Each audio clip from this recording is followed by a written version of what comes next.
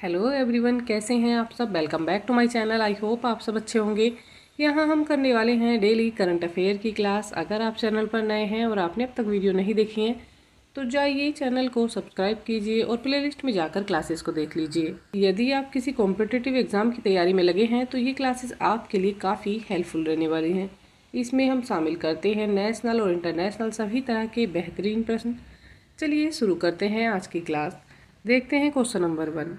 Question number 1 में दिया है, क्षेत्रीय सुरक्षा समूह कोलंबो सिक्योरिटी कॉन्क्लेव का नया सदस्य कौन बन गया है।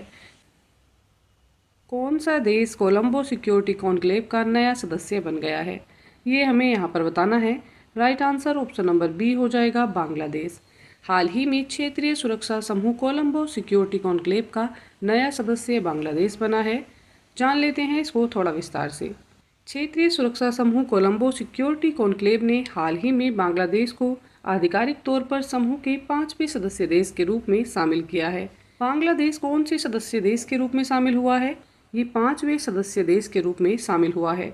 इससे पहले इसमें 4 देश शामिल थे, जिसमें भारत, श्रीलंका, मॉरिशस और मालदीव शामिल थे। तो 4 देश कौन से थे? भारत, श्रीलंका, मॉरिशस और मालदीव। कोलंबो सिक्योरिटी कॉन्क्लेव की स्थापना वर्ष 2020 में की गई थी। इसकी स्थापना का वर्ष है वर्ष 2020। इस क्वेश्चन का राइट आंसर हो जाएगा बांग्लादेश। चलिए देख लेते हैं क्वेश्चन नंबर 2। क्वेश्चन नंबर 2 में दिया है, हाल ही में नाटो शिखर सम्मेलन कहाँ आयोजित हुआ। कहाँ पर आयोजित हुआ है नाटो शिखर सम्मेलन? Right answer option number C हो जाएगा, वॉशिंगटन। हाल ही में नाटो शिखर सम्मेलन वॉशिंगटन में आयोजित हुआ है। जानते हैं इस शिखर सम्मेलन के बारे में थोड़ा विस्तार से। हाल ही में अमेरिका के वॉशिंगटन में सैन्य गठबंधन नाटो का शिखर सम्मेलन आयोजित किया गया। इस शिखर सम्मेलन में यूक्रेन की सदस्यता पर विस्तार से चर्चा की गई। इसमें अगले वर्ष के भीतर यूक्रेन को कम से कम 40 बिलियन यूरो की सैन्य सहायता प्रदान करने पर भी विचार किया गया है। नाटो 32 सदस्य देशों का एक अंतर सरकारी सैन्य संगठन है। इसमें कितने देश शामिल हैं? इसमें 32 देश शामिल हैं। और कितने बिलियन की सहायता यूक्रेन को प्रदान किए जाने पर विचार किया गया है? ये है 40 बिलियन यूरो। इस क्वेश्चन का राइट आंसर हो जाएगा वॉशिंगटन। चलिए देख लेते हैं क्वेश्चन नंबर 3। क्वेश्चन नंबर 3 में दिया है, विश्व जनसंख्या दिवस प्रतिवर्ष कब मनाया जाता है। यहाँ पर बात की जा रही है वर्ल्ड पॉपुलेशन डे की। तो ये प्रतिवर्ष कब मनाया जाता है? Right answer option number C हो जाएगा, 11 जुलाई।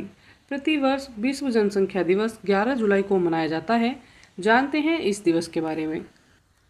विश्व जनसंख्या दिवस हर साल 11 जुलाई को मनाया जाता है।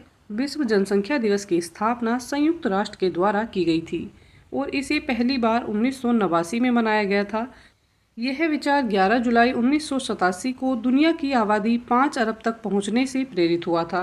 तो 11 जुलाई 1987 को दुनिया की आबादी 5 अरब का आंकड़ा पार कर गई थी और उसी से प्रेरित होकर ये दिवस मनाए जाने पर विचार किया गया। विश्व जनसंख्या दिवस की थीम इस वर्ष क्या रही है? इस वर्ष की जो थीम है, किसी को पीछे न छोड़ें, सभी की गिनती करें। इस क्वेश्चन का राइट आंसर हो जाएगा 11 जुलाई। चलिए देख लेते हैं क्वेश्चन नंबर 4। क्वेश्चन नंबर 4 में दिया है, सुप्रीम कोर्ट में नए फ्लाइंग काउंटर का उद्घाटन किसने किया। सुप्रीम कोर्ट में फ्लाइंग काउंटर का उद्घाटन किसने किया है? Right answer option number B हो जाएगा, DY चंद्रचूड़ ने। सुप्रीम कोर्ट में नए फ्लाइंग काउंटर का उद्घाटन DY चंद्रचूड़ ने किया है। जानते हैं इसको थोड़ा विस्तार से। भारत के मुख्य न्यायाधीश DY चंद्रचूड़ ने नई दिल्ली में सुप्रीम कोर्ट में नए फ्लाइंग काउंटर का उद्घाटन किया। यह सुप्रीम कोर्ट के एक्सेस टू जस्टिस मिशन के तहत स्थापित एक बहु सुविधा केंद्र है। तो ये किस मिशन के तहत स्थापित किया गया है? इस मिशन का नाम है एक्सेस टू जस्टिस। साथ ही CJI चंद्रचूड़ ने ब्राज़ील के न्यायाधीश जस्टिस एंटोनियो बेंजामिन का भी स्वागत किया और उन्हें भारत का एक महान मित्र बताया है। कौन है ब्राज़ील के न्यायाधीश? इनका नाम है जस्टिस एंटोनियो बेंजामिन। इस क्वेश्चन का राइट आंसर हो जाएगा DY चंद्रचूड़। कौन बना है आर्मी हॉस्पिटल का commandant? Right answer option number B हो जाएगा, शंकर नारायण। हाल ही में आर्मी हॉस्पिटल का कमांडेंट शंकर नारायण को नियुक्त किया गया है। जानते हैं इसको थोड़ा विस्तार से। लेफ्टिनेंट जनरल शंकर नारायण ने हाल ही में आर्मी हॉस्पिटल के कमांडेंट का पदभार संभाला है, जो सशस्त्र सेना चिकित्सा सेवाओं का शीर्ष अस्पताल है। और वे 1982 बैच के पूर्व छात्र रह चुके हैं। यहाँ बात करें जनरल शंकर की तो इन्होंने नई दिल्ली से नियोनोटोलॉजी में पोस्टल डायरेक्टर सब स्पेशलाइजेशन किया है और साथ ही लंदन के किंग्स कॉलेज हॉस्पिटल में पीडियाट्रिक लीवर ट्रांसप्लांट में प्रशिक्षण प्राप्त किया है। तो इन्होंने किस चीज़ का प्रशिक्षण लंदन से लिया है? लंदन से इन्होंने पीडियाट्रिक लीवर ट्रांसप्लांट का प्रशिक्षण प्राप्त किया है और ये कार्य करेंगे सशस्त्र सेना चिकित्साओं के शीर्ष अस्पताल में। राइट आंसर हो जाएगा यहाँ पर बी शंकर नारायण। इसी के साथ आज की ये क्लास यहाँ कंप्लीट होती है। आई होप ये क्लास आपके लिए काफ़ी हेल्पफुल रहेगी। अच्छी तैयारी के लिए साथ में जुड़े रहें। चैनल को लाइक शेयर एंड सब्सक्राइब करें।